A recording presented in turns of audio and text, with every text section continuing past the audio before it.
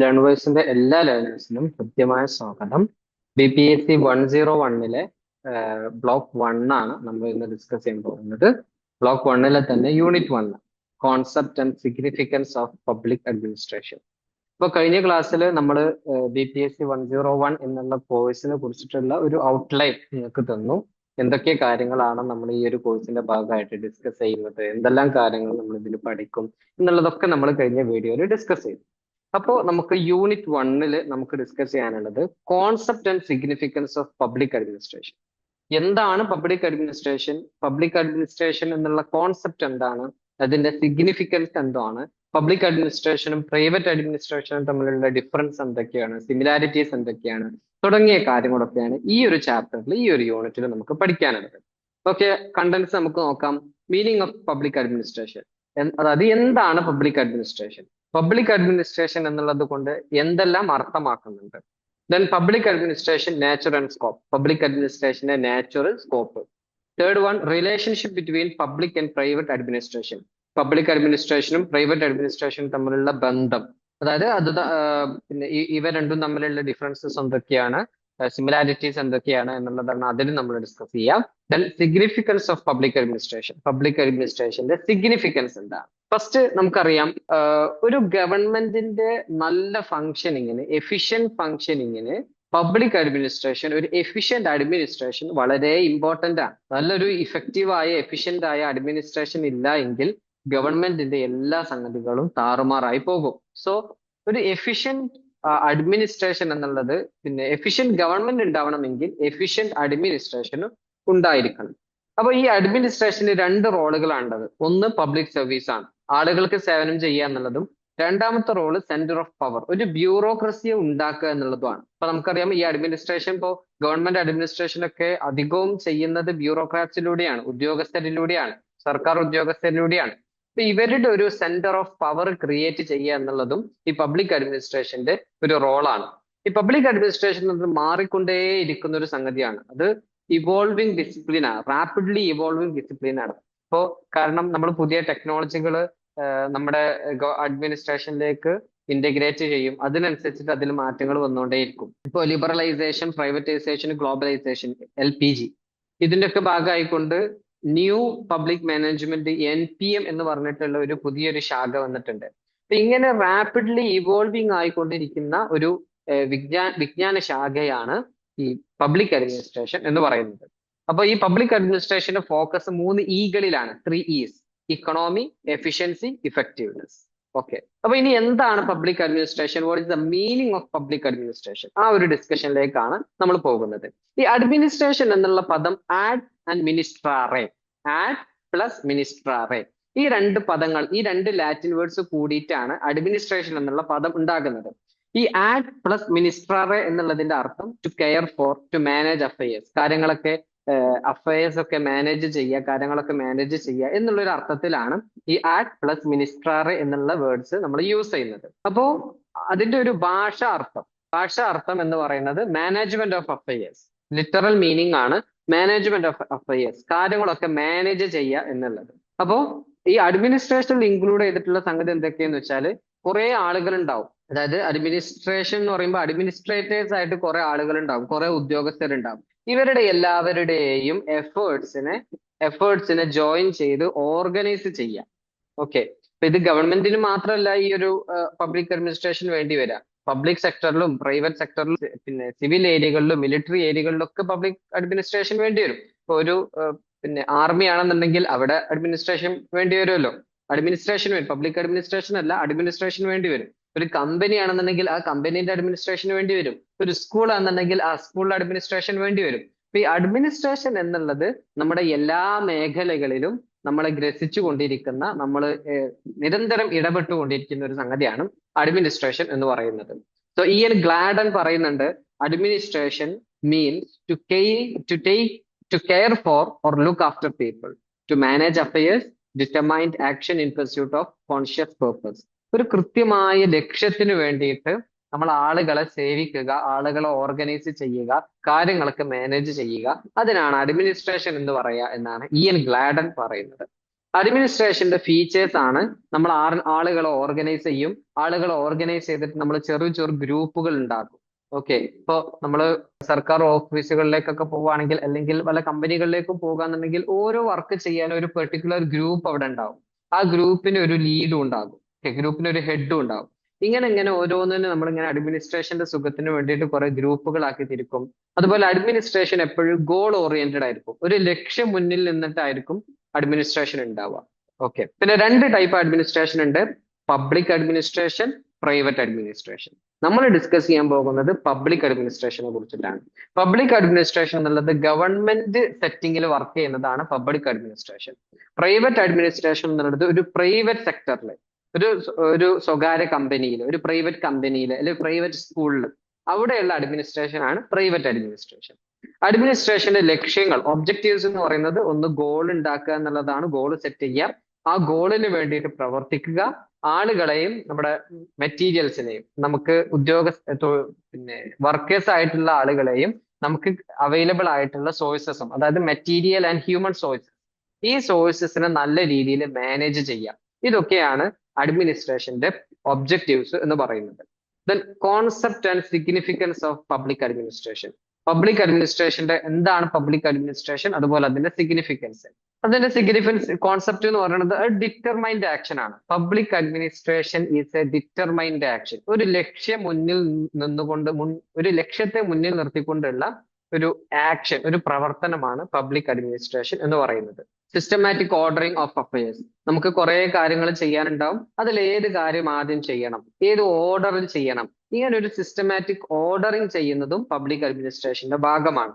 അതുപോലെ തന്നെ റിസോഴ്സസ്, നമുക്ക് നേരത്തെ പറഞ്ഞു കഴിഞ്ഞു നമ്മൾ, നമുക്ക് ഈ ഹ്യൂമൻ റിസോഴ്സസ് ഉണ്ടാകും, ഹ്യൂമൻ റിസോഴ്സസ് അല്ലാത്ത മെറ്റീരിയൽ റിസോഴ്സസ് ഉണ്ടാവും, സാധനങ്ങൾ ഉണ്ടാകും. ഇപ്പൊ ഒരു കൃഷി വകുപ്പിന്റെ ഒരു ഓഫീസാണെന്നുണ്ടെങ്കിൽ അവിടെ വരുന്ന സാധനങ്ങൾ, അല്ലെങ്കിൽ ഒരു പിന്നെ വ്യവസായ വകുപ്പിന്റെ ഓഫീസാണെന്നുണ്ടെങ്കിൽ അവിടേക്ക് വരുന്ന റോ മെറ്റീരിയൽസ് അല്ലെങ്കിൽ പ്രൊഡക്റ്റുകൾ, എത്ര മാനുഫാക്ചേർഡ് ഗൂഡ്സ്, ഇതിന്റെ ഒക്കെ കൃത്യമായിട്ടുള്ള ഒരു അളവ്, കൃത്യമായിട്ടുള്ള ഒരു അലോക്കേഷൻ വേണ്ടി വരും. ഇത്ര ഫണ്ട് ഇതിനു വേണ്ടി മാറ്റി വെക്കുക, ഇത്ര ഫണ്ട് ഇതിനു വേണ്ടി മാറ്റി വെക്കുക, ഈ കിട്ടിയ റോ മെറ്റീരിയലിൽ നിന്ന് ഇത്ര റോ മെറ്റീരിയൽ, ഇത്ര സിമെന്റ് ഇതിനു വേണ്ടി ഉപയോഗിക്കുക.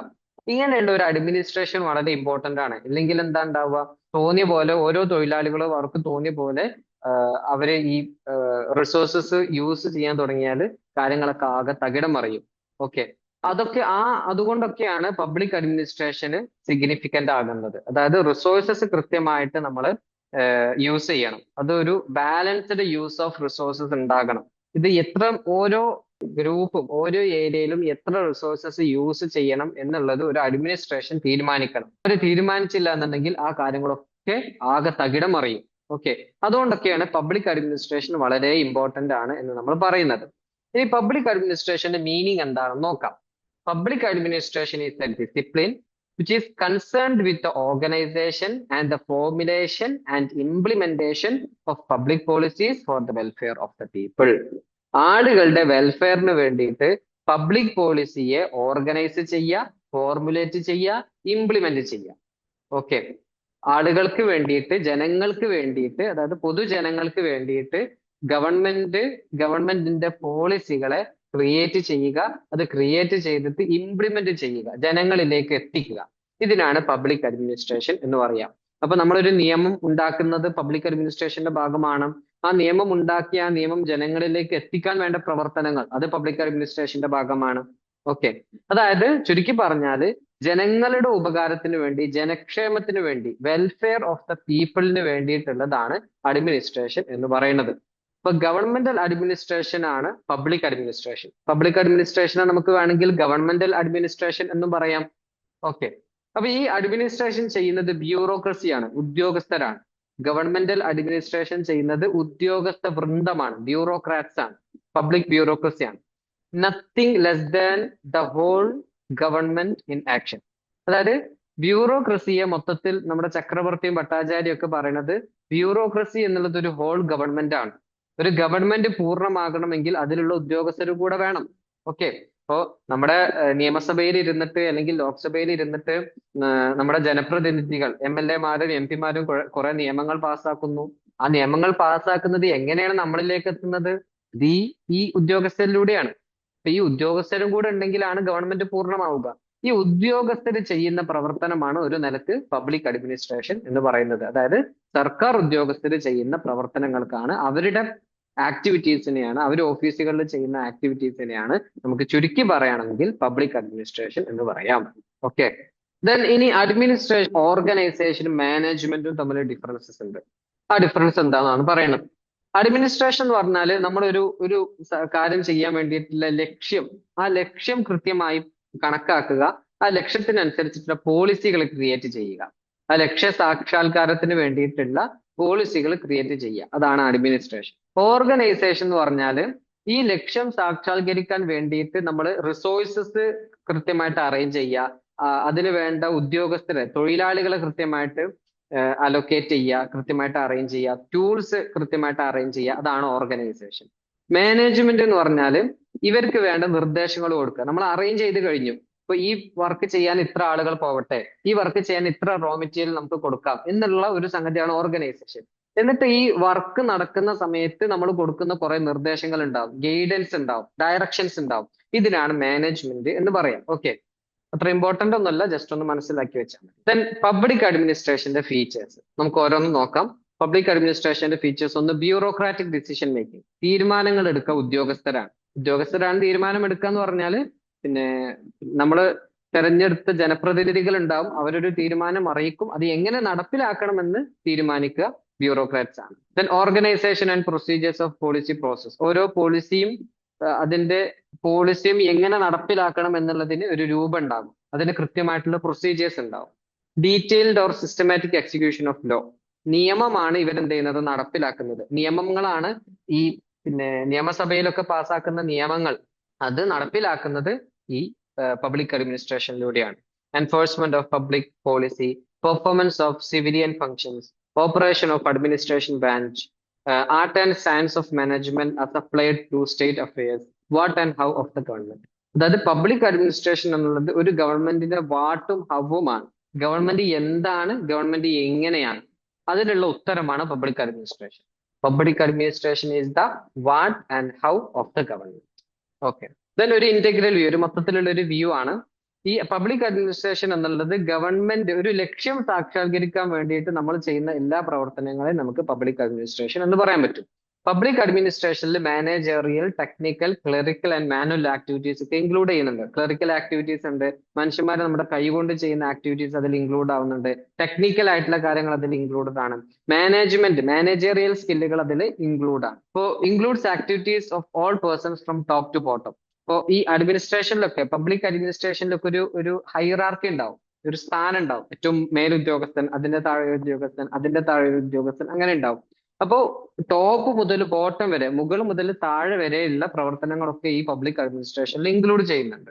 Okay, okay, that's it. ഇനി നമ്മൾ സ്കോപ്പ് ഓഫ് പബ്ലിക് അഡ്മിനിസ്ട്രേഷൻ, വളരെ ഇമ്പോർട്ടന്റ്, ഈ പാഠത്തിലെ ചാപ്റ്ററിലെ വളരെ ഇമ്പോർട്ടന്റ് ആയിട്ടുള്ള ഒരു ഏരിയ ആണ് സ്കോപ്പ് ഓഫ് പബ്ലിക് അഡ്മിനിസ്ട്രേഷൻ.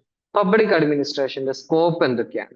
ഈ പബ്ലിക് അഡ്മിനിസ്ട്രേഷന്റെ സ്കോപ്പ് സംബന്ധിച്ച്, അതായത് സ്കോപ്പ് എന്ന് വെച്ചാൽ എന്താണ്, അതിന്റെ ചർച്ചാ വിഷയം.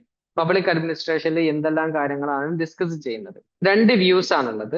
ഒന്ന് പോസ്റ്റ് കോബ് വ്യൂവും, രണ്ട് സബ്ജക്ട് മാറ്റർ വ്യൂവും.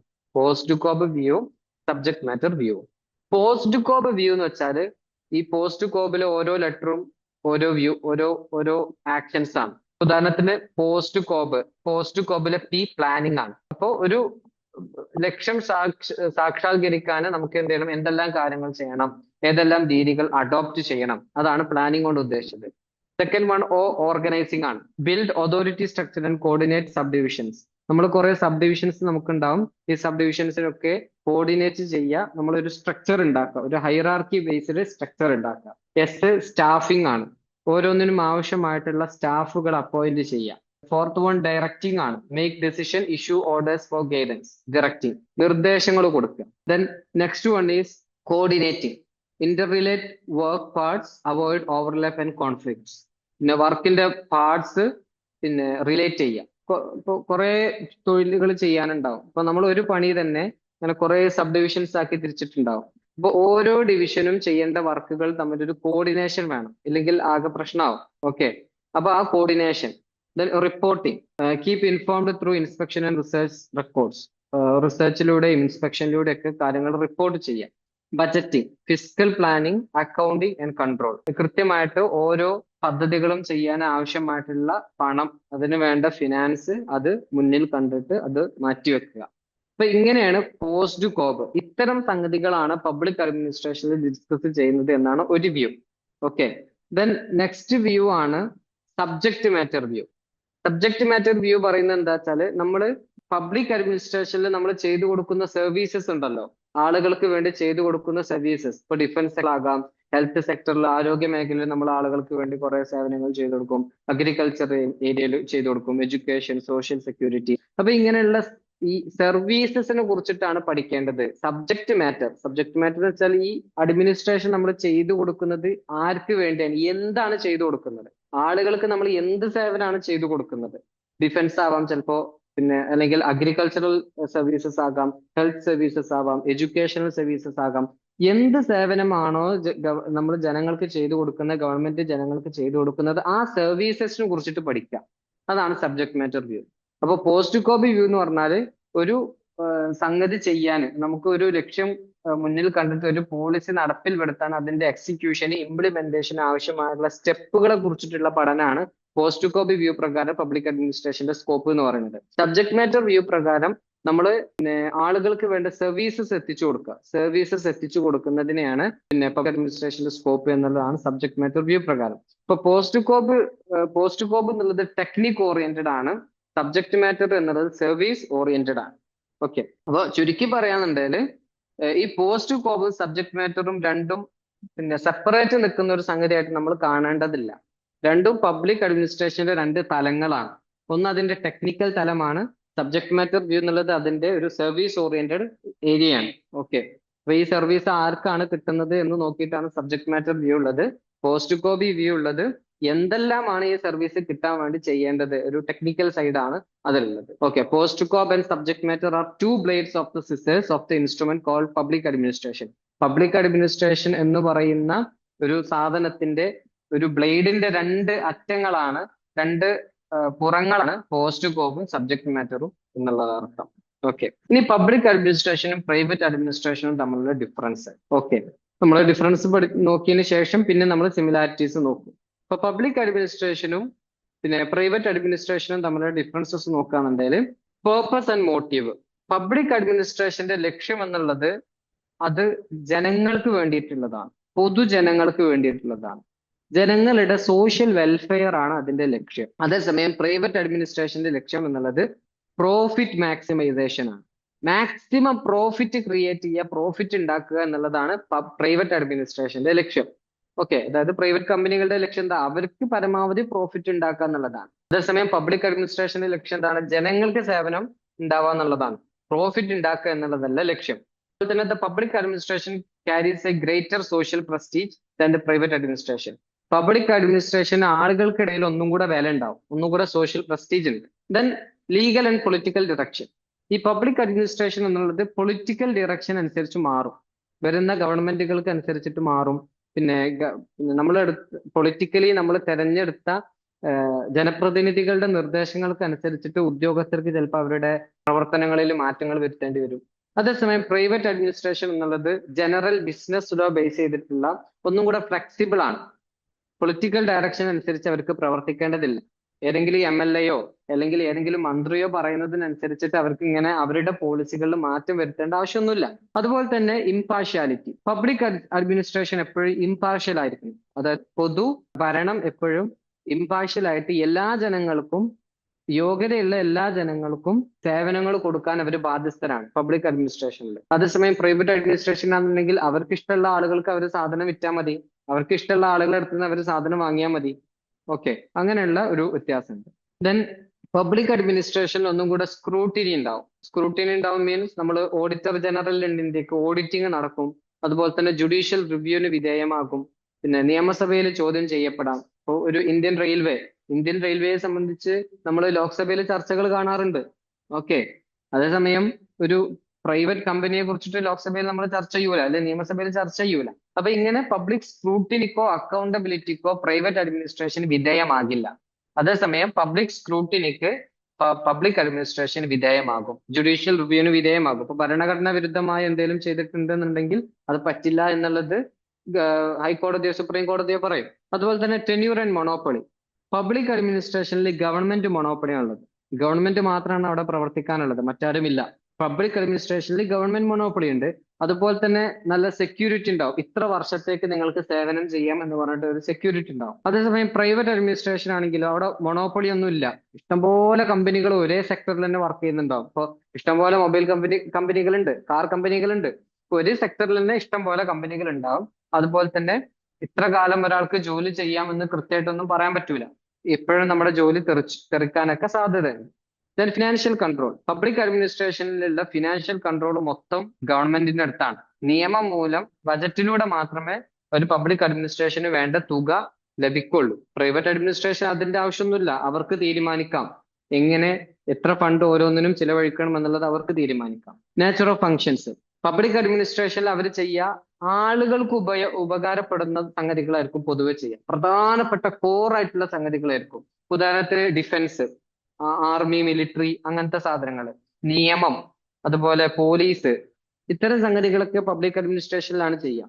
അതേസമയം പ്രൈവറ്റ് അഡ്മിനിസ്ട്രേഷൻ അത്രയ്ക്ക് ഇമ്പോർട്ടന്റ് അല്ലാത്ത പിന്നെ വസ്ത്രങ്ങള്, ഭക്ഷണങ്ങള് പിന്നെ സപ്ലൈ ചെയ്യുക, അങ്ങനെയുള്ള പദ്ധതികളൊക്കെയാണ് ഈ പ്രൈവറ്റ് അഡ്മിനിസ്ട്രേഷനിൽ ചെയ്യുക. Then anonymity and efficiency. Public അഡ്മിനിസ്ട്രേഷനിൽ ഒരു അനോണിമിറ്റി ഉണ്ടാവും.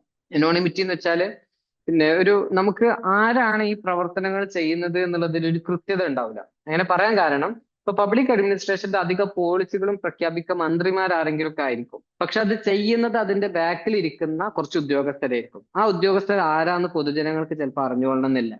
അതേസമയം പ്രൈവറ്റ് അഡ്മിനിസ്ട്രേഷനിൽ പൊതുവെ ഈ വർക്ക് ചെയ്യുന്ന ആളുകൾ തന്നെ ആയിരിക്കും പിന്നെ ഇതിലും എന്ത് ചെയ്യുന്നുണ്ടാവുക, ഈ കാര്യങ്ങളൊക്കെ പ്രഖ്യാപിക്കുകയും അതിന്റെ മുൻപന്തിയിൽ ഉണ്ടാവുക ഈ വർക്ക് എടുക്കുന്ന ആളുകൾ തന്നെ ആയിരിക്കും.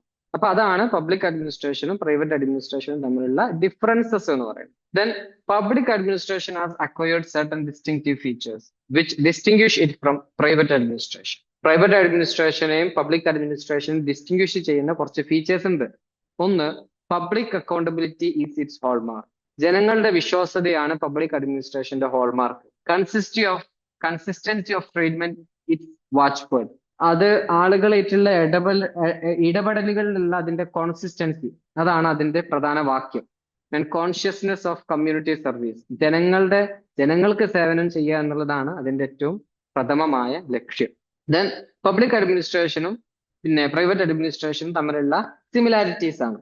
ഒന്ന്, managerial and technical skills. Public administration ആണെങ്കിലും പ്രൈവറ്റ് അഡ്മിനിസ്ട്രേഷൻ ആണെങ്കിലും മാനേജറിയൽ സ്കില്ലുകൾ വേണം. ദെൻ ഹൈറാർക്കി, തട്ടായിട്ടാണ് ഉണ്ടാവുക.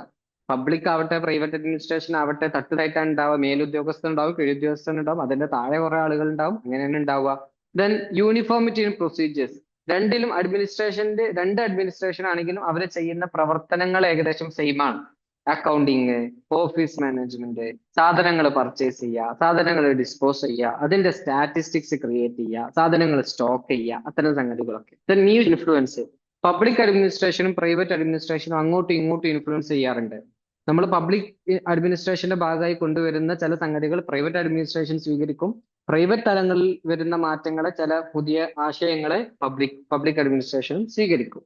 ഓക്കെ, ഇങ്ങനെയുള്ള ഒരു സംഗതി, ഇങ്ങനെയുള്ള കുറച്ച് സിമിലാരിറ്റീസും പബ്ലിക് ആൻഡ് പ്രൈവറ്റ് അഡ്മിനിസ്ട്രേഷൻ തമ്മിലുണ്ട്.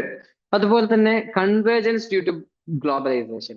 ഈ ഗ്ലോബലൈസേഷൻ ഒക്കെ കാരണമായിട്ട്, ആഗോളവൽക്കരണം കാരണമായിട്ട് പബ്ലിക് അഡ്മിനിസ്ട്രേഷനും പ്രൈവറ്റ് അഡ്മിനിസ്ട്രേഷനും തമ്മിൽ ഒരു കൺവേർജൻസ്, ഒരു കൂടിക്കലരൽ വന്നിട്ടുണ്ട്. ഇവ രണ്ടും തമ്മിലുള്ള ഒരു ഡിഫറൻസ്, ബൗണ്ടറീസ് ബ്ലർ ആയിക്കൊണ്ടിരിക്കുകയാണ് എന്നാണ് പറയുന്നത്.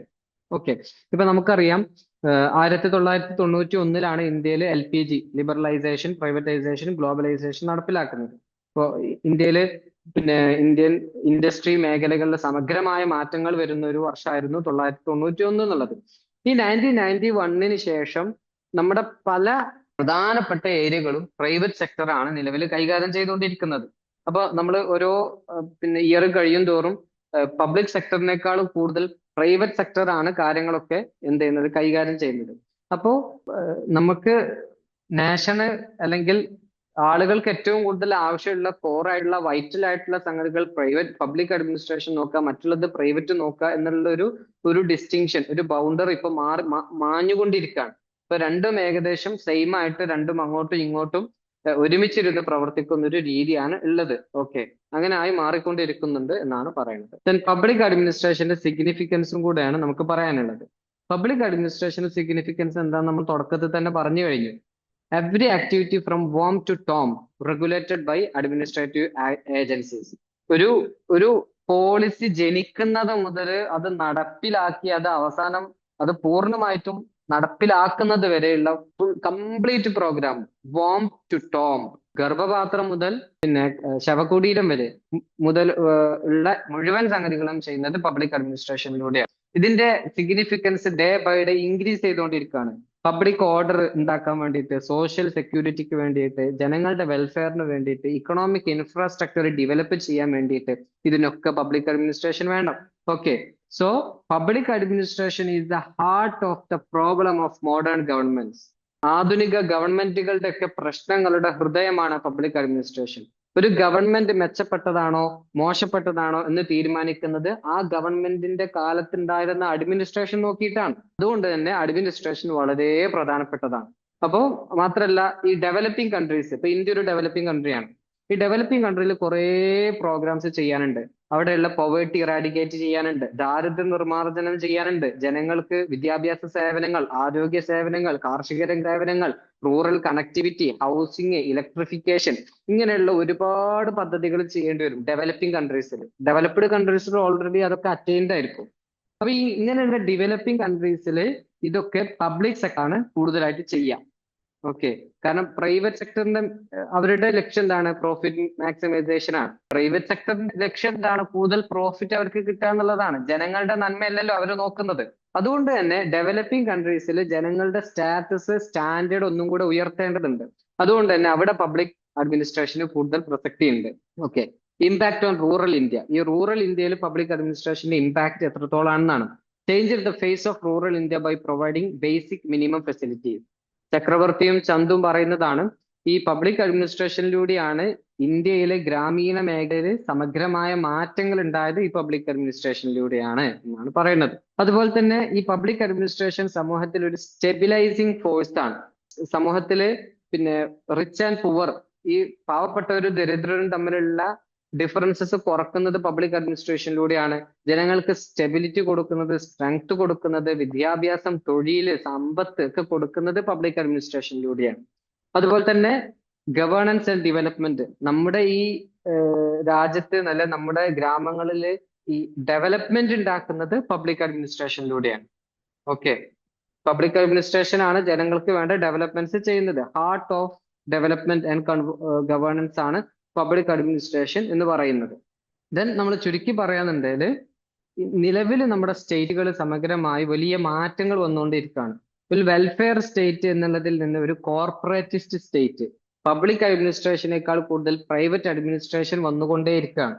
ഗവൺമെന്റിന്റെ റോള് ഒരു ഡൂവർ, ഗവൺമെന്റ് ചെയ്യുന്ന ഒരാൾ എന്നുള്ളതിനപ്പുറത്തേക്ക് ഫെസിലിറ്റേറ്റർ ആൻഡ് റെഗുലേറ്റർ എന്നുള്ള റോളിലേക്ക് മാറിയിട്ടുണ്ട്. പ്രൈവറ്റ് സെക്ടർ എന്തെങ്കിലും ചെയ്യുമ്പോൾ അതിന് കുറച്ച് റെഗുലേഷൻസ് വരുത്തുക, അല്ലെങ്കിൽ അതിന് വേണ്ട കാര്യങ്ങളൊന്ന് ചെയ്തു കൊടുക്കുക എന്നുള്ളതിലേക്ക് മാത്രം ഒരു ഗവൺമെന്റിന്റെ റോള് ചുരുങ്ങിപ്പോയ ഒരു കാലഘട്ടത്തിലാണ് നമ്മളുള്ളത് എന്നാണ് പറയുന്നത്. അതാണ് ഈ ചാപ്റ്ററിൽ നമുക്ക് ഡിസ്കസ് ചെയ്യാനുള്ളത്. PYQs നോക്കാം. Discuss the meaning, nature and scope of public administration. Public administration meaning നമ്മൾ ഡിസ്കസ് ചെയ്തു. അത് പബ്ലിക് അഡ്മിനിസ്ട്രേഷൻ എന്നുള്ളത് ജനങ്ങൾക്ക് വേണ്ട സേവനങ്ങൾ അത് ഓർഗനൈസ് ചെയ്യുക, ഫോർമുലേറ്റ് ചെയ്യുക, ഇംപ്ലിമെന്റ് ചെയ്യുക, അതിനാണ് പബ്ലിക് അഡ്മിനിസ്ട്രേഷൻ എന്ന് പറയുന്നത്. അതിന്റെ നാച്ചർ, സ്കോപ്പിൽ നമുക്ക് പറയാനുള്ളത് പോസ്റ്റ് സ്കോപ്പ് വ്യൂവും പോസ്റ്റ് സ്കോപ്പ് വ്യൂവും അതുപോലെ തന്നെ സബ്ജക്ട് മാറ്റർ വ്യൂവും, ആ രണ്ട് വ്യൂസിനെ കുറിച്ചിട്ടാണ് അത് പറയേണ്ടത്. സെക്കൻഡ് ക്വസ്റ്റ്യനും എക്സാമിന്റെ concept, significance and scope of public administration. കോൺസെപ്റ്റും സിഗ്നിഫിക്കൻസും എന്താണ്? ഏകദേശം കോൺസെപ്റ്റ് മീനിങ് ഒക്കെ സെയിം തന്നെയാണ്. പബ്ലിക് അഡ്മിനിസ്ട്രേഷന്റെ കോൺസെപ്റ്റ് എന്താണ്, മീനിങ് എന്താണ്. പിന്നെ സിഗ്നിഫിക്കൻസ് ആണ് ഇപ്പൊ നമ്മൾ ലാസ്റ്റ് പറഞ്ഞത്. ഡെവലപ്പിംഗ് കൺട്രീസിൽ അതിന് നല്ല സിഗ്നിഫിക്കൻസ് ഉണ്ട്, റൂറൽ ഏരിയയിൽ നല്ല സിഗ്നിഫിക്കൻസ് ഉണ്ട്. ഡെവലപ്മെന്റുകൾക്ക് ഈ പബ്ലിക് അഡ്മിനിസ്ട്രേഷൻ വേണം എന്നുള്ള രീതിയിൽ. Then define public administration and discuss its relationship with private administration. Public അഡ്മിനിസ്ട്രേഷനും പ്രൈവറ്റ് അഡ്മിനിസ്ട്രേഷനും തമ്മിലുള്ള ഡിഫറൻസ് ആണ്. അപ്പൊ അത് നമുക്ക് അവ തമ്മിലുള്ള ഡിഫറൻസസ് പറയണം, സിമിലാരിറ്റീസും പറയണം, രണ്ടും പറയണം. ഓക്കെ, അത് നമ്മൾ ഡിസ്കസ് ചെയ്ത് കഴിഞ്ഞു. ഇതാണ് ഈ ചാപ്റ്ററിന് വന്ന പ്രീവിയസ് ഇയർ ക്വസ്റ്റ്യൻ പേപ്പേഴ്സ്. അത്രയാണ് നമുക്ക് ഈ ഒരു ചാപ്റ്ററിൽ ഡിസ്കസ് ചെയ്യാനുള്ളത്. അപ്പൊ നമ്മൾ എന്താണ് പബ്ലിക് അഡ്മിനിസ്ട്രേഷനും പ്രൈവറ്റ് അഡ്മിനിസ്ട്രേഷനും തമ്മിലുള്ള ഡിഫറൻസസ്, സിമിലാരിറ്റീസ് എന്തൊക്കെയാണ്, പബ്ലിക് അഡ്മിനിസ്ട്രേഷന്റെ മീനിങ് എന്താണ്, സ്കോപ്പ് എന്താണ്, കോൺസെപ്റ്റ് എന്താണ്, സിഗ്നിഫിക്കൻസ് എന്താണ് എന്നുള്ളതൊക്കെ നമ്മൾ ഡിസ്കസ് ചെയ്തു. സ്കോപ്പിൽ നമ്മൾ വളരെ ഇമ്പോർട്ടന്റ് ആയി ശ്രദ്ധിക്കേണ്ടത് ഒന്ന് പോസ്റ്റ് കോപ്പി വ്യൂ ആണ്, രണ്ട് സബ്ജക്ട് മാറ്റർ വ്യൂ ആണ്. സോ അത്രയാണ് നമുക്ക് ഈ ചാപ്റ്ററിൽ പറയാനുള്ളത്. Okay, thank you all.